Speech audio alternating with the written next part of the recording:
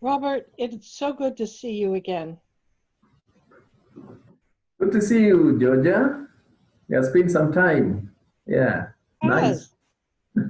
And this is the first April in a long time that I have not been in Kenya with you. Right. Yes, we have been having you around this time every year, and I think we are missing you, and students too are missing you, although they are not on campus. But this is about the time that we have always been having you. My history with Friends Theological College started in 2011. That was my first April there. Can you tell me a little bit more about the history of Friends Theological College? Oh, history of Friends Theological College. That's a long one, but Friends Theological College began in 1942 at Lugulu and stopped a little bit for a couple of years. And then because there was no teacher, there was no leader by that time, it was led by a missionary, Jefferson Ford. And then it was transferred from Lugulu in Bungoma County to Kaimosi, a mission station in Vihiga County, and began operating here in 1950 in a mule shed. Then later on, it was then buildings began, were constructed, and moved on. We had several principals that have led this college. From there up to now, the college has been running. It has not stopped. One of the things that I noticed about the history, one of the great leaps forward that started under Anne, your predecessor, and then continued under you, was finding an accreditation with an organization that is more practically based.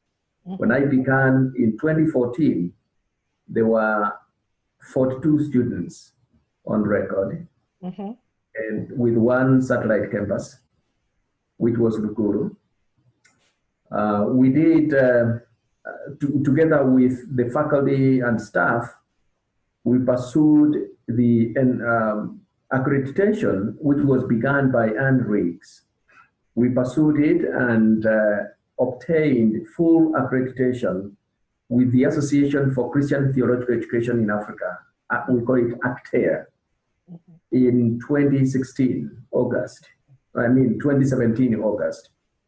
So from that time, the school has been growing with leaps and bounds, and we still maintain our affiliation with St. Paul's University with the diploma program.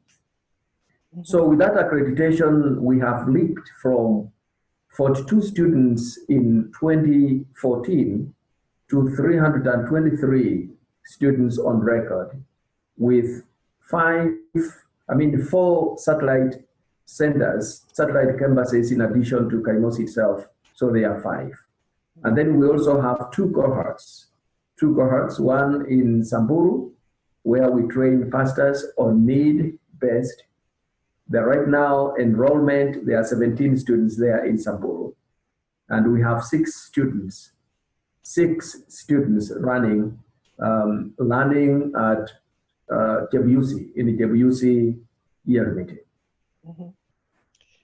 With all the progress and excitement that Friends Theological College has experienced recently, what's the one thing that would really make a complete difference and bring us up to the next level? Well, what would be the game changer for me at the age of 75 is for me to be able to teach online classes from here and not have that trip that sometimes takes me 56 hours to get to Kaimosi. Oh, Georgia, that's my other area of excitement. Every time when I go to bed, I dream about it. Even this time when COVID-19, the cloud is hanging on our heads. I go to bed thinking and praying, how can this happen? When I rise up, I say, well, how can such a day bring blessings and bring such an atmosphere of online learning, an opportunity of online learning?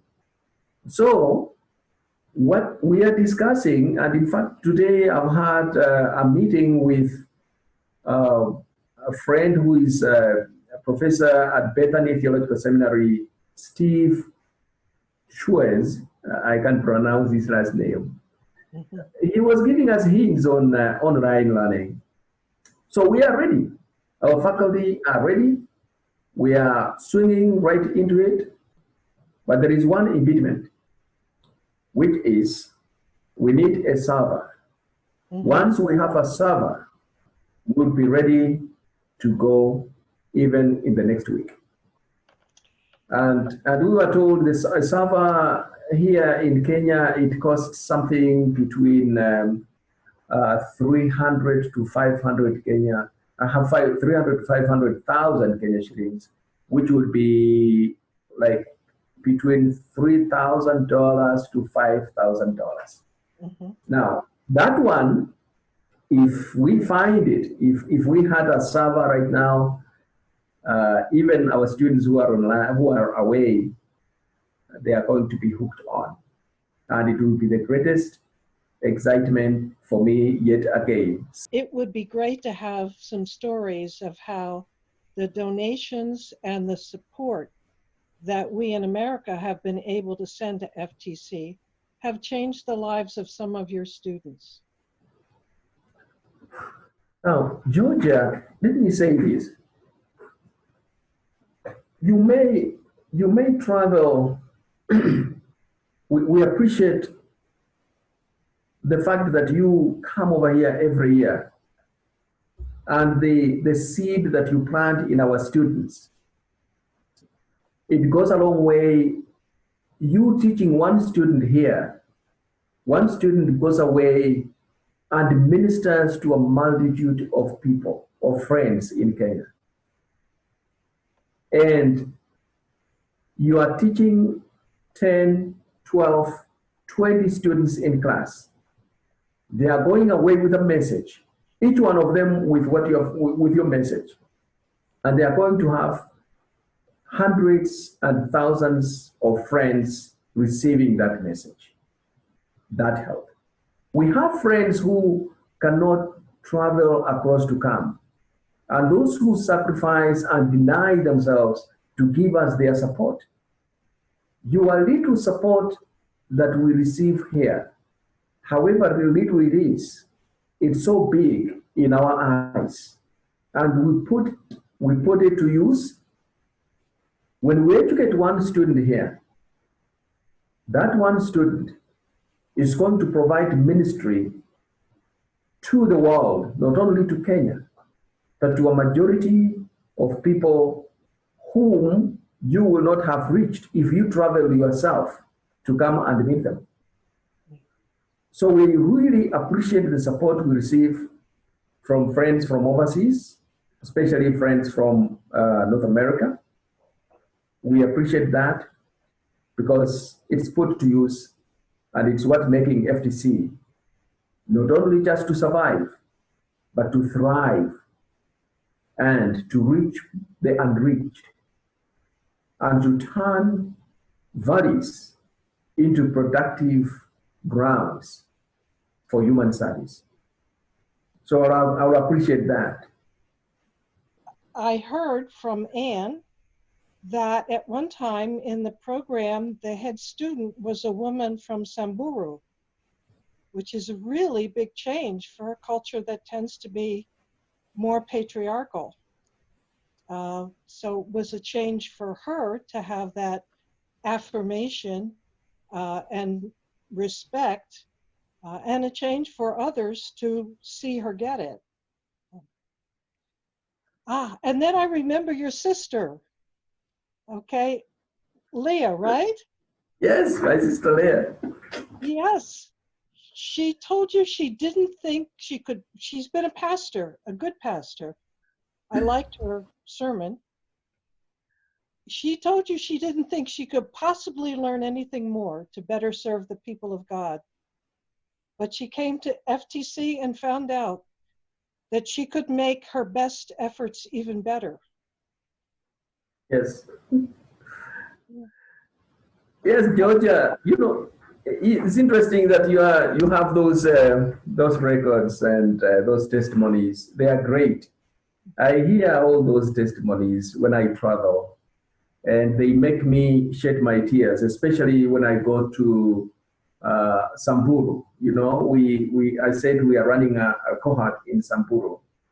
The support that friends give to FTC, it's taken and shared and extended to places like Samburu and Turkana. Mm-hmm. Those friends, you know, Samburu has their own culture, Mm-hmm. and it's a male-dominated culture. But I'm glad you have mentioned about female students from Samburu, and one of them being the head student. It's changing. FTC is having an impact on these African cultures. So in Samburu and in Turkana, women, more and more female students are coming to enroll. And when they go back, they are listened to. They're given a hearing because people realize that these pastors who are female, they're not just only female, but they have something to share with us. So they give them a hearing. And it was only just Samburu and Turkana. But the general perception from African men towards women is changing. Mm-hmm. We are having more and more females taking on ministry and becoming senior pastors in their churches than ever before. In fact, when churches and women in other churches see females who have trained at FTC taking on such positions and being given such a respect and assisting in changing of the attitudes, I think it's adding more value to what we are giving here at FTC in terms of theological education. I want to talk a little bit about FUM's Global Impact Fund now. The Impact Fund allows FUM to put the donors' gifts where they're most needed. What kind of financial help would make the most impact at Friends Theological College right now? In terms of strengthening the programs, the curriculum, supporting pastors who would want to offer ministry, but they do not have the financial ability to do that. We have some, especially widows, women who have lost their husbands, and they have a calling for ministry, and they don't have any source of income. So that would be very, very important. And it will also assist in the areas of, as I said, of course, online learning. And it will also assist our extended programs to our satellite campuses, where pastors are enrolling. They cannot travel to come to Kaimosi, but they can manage to go to their satellite campus that is closer to their home. Mm-hmm. And so that money assists to as in form of scholarship for such students.